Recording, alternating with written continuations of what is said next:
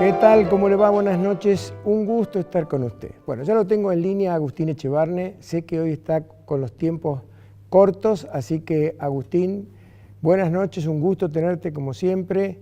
Y va mi primera Noches, pregunta. Rubén. ¿Te acordás cuando ibas al colegio que entraba la profesora y decía, saquen una hoja, composición, tema, balotage? Te escucho. Sí, bueno, la verdad es que el balotaje es el tema que estamos todos pensando y sabemos que es muy importante, ¿no? Porque lo que estamos fijando acá es lo que va a ocurrir los próximos 4 años en Argentina y tal vez más de 4 años. Y ahí está el problema, que no es lo mismo si gana uno u otro, porque después la posibilidad de que si se afianza el kirchnerismo, o si más bien el kirchnerismo se transforma en masismo.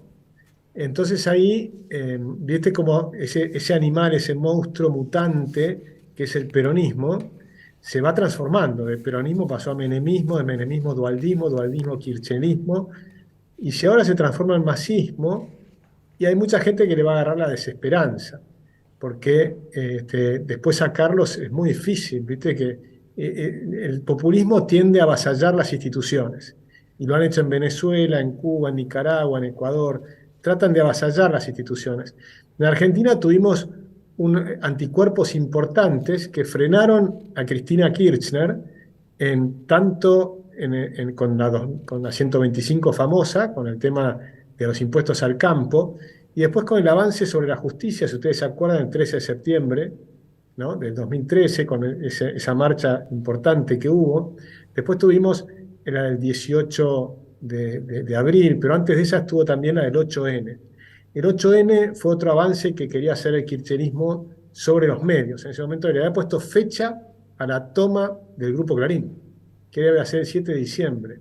Y por eso un mes antes, el 8 de noviembre, hubieron anticuerpos de la sociedad, porque no fueron los partidos políticos, fueron organizaciones sociales que salieron a la cancha. Más de 1 millón de personas salieron a la calle, no para defender a Clarín, sino para defender la libertad de prensa, que era sumamente importante, ¿no? Y lo mismo pasó con el 18A, es decir, las grandes marchas que frenaron la reforma de la Constitución que querían hacer para que sea Cristina eterna, ¿no?, la reelección eterna, etcétera, etcétera. Todas esas cosas logramos frenarlas. Volver a empezar con todo eso sería dramático. Entonces, por eso estas elecciones son muy importantes. Ya hubieron atisbos en las elecciones generales de fraude, o por lo menos al juez Corcuera no le gusta que hablemos de fraude, pero que hablemos por lo menos de irregularidades, ¿no? Serias irregularidades. Muchas urnas donde Javier Milei sacó 0 votos, por ejemplo, y el 100% van para un solo lado, cantidad de robos de boletas y una cantidad de cosas. Ahora, yo estoy viendo dos cosas. Una, la matemática electoral, es decir, la radiografía de lo que es Argentina, que fueron las PASO. Y las PASO te muestran lo que la gente piensa. Y cuando vos mirás eso y haces los números, te da que si la gente que votó a Juntos por el Cambio pasara a Javier Milei, gana Javier Milei cómodamente. Pero parte de esos van a ir a Massa y aún así sigue ganando Javier Milei. Y entonces el problema que te queda son los que van a votar en blanco, los desencantados, los que estaban a favor de Patricia Bullrich, pero no les gusta el estilo de Javier Milei, no les gustan los insultos, no les gustan el candidato tan antisistema. Y entonces ahora también hay otro grupo, eso por un lado. Y por el otro lado, funcionó muy fuerte la campaña del miedo, el miedo al aumento del colectivo, el miedo a, no sé, a la venta de órganos, venta de niños. Se empiezan a agrandar cosas y se genera una imagen del miedo a una especie de tipo de cambios muy drásticos, pero que en realidad no están en lo que estaba armado para la plataforma electoral de Javier Milei. Entonces, si uno se concentra en ver cuáles son las reformas que realmente podría hacer Javier Milei, apoyado por Juntos por el Cambio, apoyado por Mauricio Macri y apoyado por Patricia Bullrich, y probablemente gente como Luciano Laspina, como Federico Sturzenegger, que van a ir integrándose al gabinete y demás. Uno lo que observa es que lo que va a haber es un programa de estabilización, van a ir eliminando la inflación, de acá a 2 años se va a haber eliminado la inflación, va a ser un programa de ajuste del déficit fiscal, es decir, eliminar el déficit fiscal, no lo van a poder hacer de inmediato, va a ser un programa que en 2 años van a ir eliminando el déficit fiscal y entonces se va a eliminar la inflación. O sea que en 24 meses Argentina va a ser un país con una inflación mucho más razonable, mucho más parecida a la del mundo, con un país con mucho menor déficit fiscal y sobre todo con precios libres. Porque lo que estamos viendo ahora con la nafta es lo que pasa siempre. Te controlan un precio. Con una inflación de 12% mensual, el precio es cero, implica que el mes siguiente perdiste tu rentabilidad, el siguiente mes estás levemente negativo, el tercer mes estás fuertemente negativo, y decís no vendo más. Y entonces tenés escasez. Ahora le ajustan un 8%, recuperan una parte y con eso van a tirar 19 días más. Pero en realidad te das cuenta que así no funciona la economía. Vos tenés que funcionar la economía con precios libres y sin inflación porque resolviste el problema del Banco Central. Eso es lo que uno puede esperar de un gobierno de Milei. Si mirás la educación, lo que tendrías que esperar es que haga el Ministerio de Capital Humano. El Ministerio de Capital Humano es una gran idea, es seguir las ideas de premios Nobel como Heckman, como Milton Friedman, como Gary Becker, como Kevin Murphy, que es mirar al ser humano como que es mucho más importante que las máquinas. Entonces tenemos que conseguir que los niños a los 5 años tengan cerebros encendidos e inteligentes y que entonces la educación sea la herramienta principal de igualación de oportunidades, cosa que ha dejado de ser. Argentina era la idea de mi hijo el doctor, o sea, que sabías que la educación iba a permitir igualar las oportunidades. Bueno, eso es lo que tendríamos que tender a recuperarnos con un gobierno de la libertad avanza. Y ahí involucra la educación, la salud y la niñez, porque tenés que eliminar la desnutrición infantil. Cuando vos mirás lo que ha pasado en estos, no solo por masa, sino en estos 20 años, es la destrucción del sistema educativo y no han logrado eliminar la desnutrición infantil. Chile eliminó la desnutrición infantil. Adoptamos el programa de Monkeberg y vamos a eliminar la desnutrición infantil en Argentina, que entonces va a tener chicos con cerebros brillantes.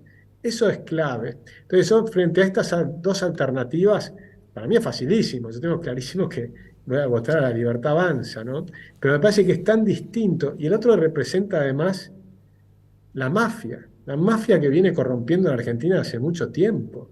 Es tan evidente que a mí lo que te diría, lo que me preocupó en estas elecciones últimas, es ese 36% de los votos, que incluso aumentó los votos Massa, a pesar de los escándalos de corrupción tremendos que hemos visto, ¿no? La chocolatería, este hombre que se fue con el bandido y su mujer a dar vuelta por ahí. Es decir, ese escándalo de lujuria y corrupción que estamos viendo, que no son casos aislados, son realmente, es un procedimiento. Si vos mirás las importaciones, 80.000 millones de dólares por año, y hablas con los importadores y te dicen que para conseguir que te pongan las IRAs tenés que pagar una coima. Se pregunta, ¿por qué los jueces no investigan eso? Ahí estás hablando de miles de millones de dólares de coimas todos los años. Ya. Ahora, vos acabás de mencionar algo que se está preguntando todo el mundo, es 36% de masa.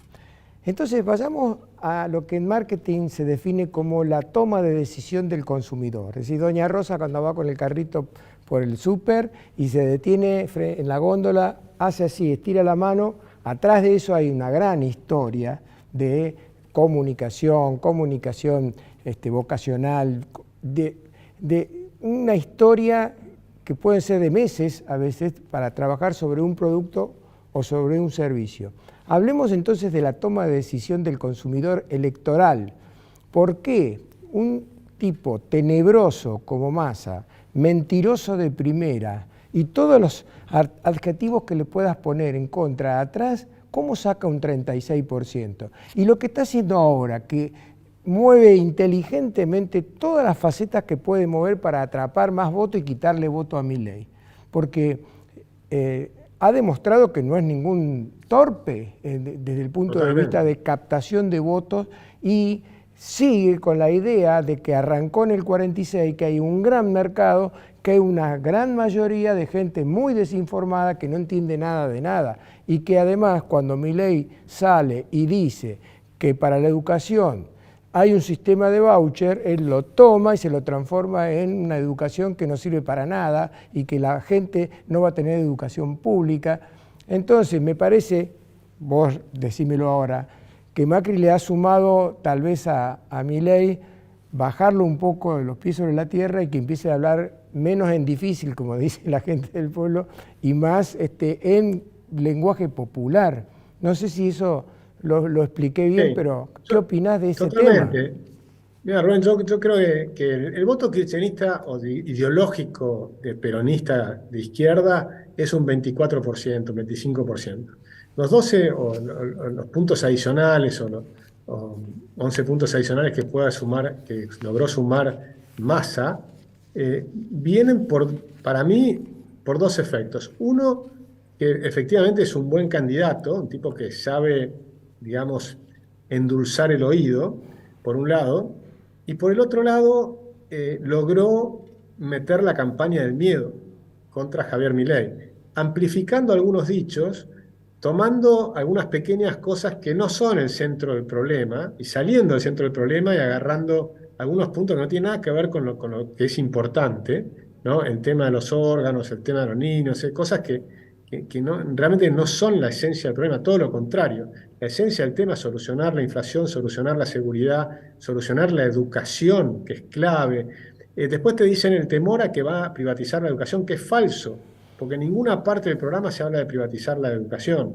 Se habla de todo un sistema que pasa que es poco comprendido de cómo funcionan los vouchers, que implicarían solamente para un 5% de la gente, pero le pondrían incentivo para mejorar. Es decir, logró armar un cuco. Entonces ahora es como que las campañas son dos cucos. Un cuco es Milei y el otro cuco es, a ver cuál es el cuco que es menos peligroso, ¿no? Entonces en vez de buscar las bondades de los sistemas, pues si buscamos las bondades de los sistemas, está clarísimo que el sistema de masa es el actual. Es una aberración, es espantoso en todo, en la seguridad, en la educación, en la economía. El otro, si querés, tiene incertidumbre porque no lo sabemos, salvo que conozcamos las ideas de la libertad, sepamos lo que va a hacer, que es mi caso, porque las vengo estudiando hace muchos años. Entonces yo sé que aplicar esas medidas va a implicar que Argentina tienda a ser lo que hoy es Estados Unidos, Europa, Nueva Zelanda, Irlanda. Es decir, eso es a donde tenemos que apuntar. Es diametralmente opuesto, pero si hacemos la campaña de los cucos y nos concentramos en el susto, entonces ahí la pregunta es ¿qué te asusta más? Si lográramos hacer la campaña real, que es ¿cuáles son los modelos de país que queremos? Yo no tengo ninguna duda que la mayoría de los argentinos realmente quiere el modelo de Javier Milei, Está aunque tal bien. vez Javier Milei no ha logrado mostrar exactamente cuál es ese modelo. Está bien. Te doy una noticia. Falta un minuto para las 4 de la tarde, hora que estamos grabando este programa, y tenés que quedar en libertad porque a las 4 en punto tenés una actividad muy importante. Así que te Así es. agradezco, te invito para que el próximo miércoles nos volvamos a encontrar y continuemos con este tema. Te mando un gran abrazo. Igualmente, excelente. Muchas gracias. Un gran abrazo, Rubén.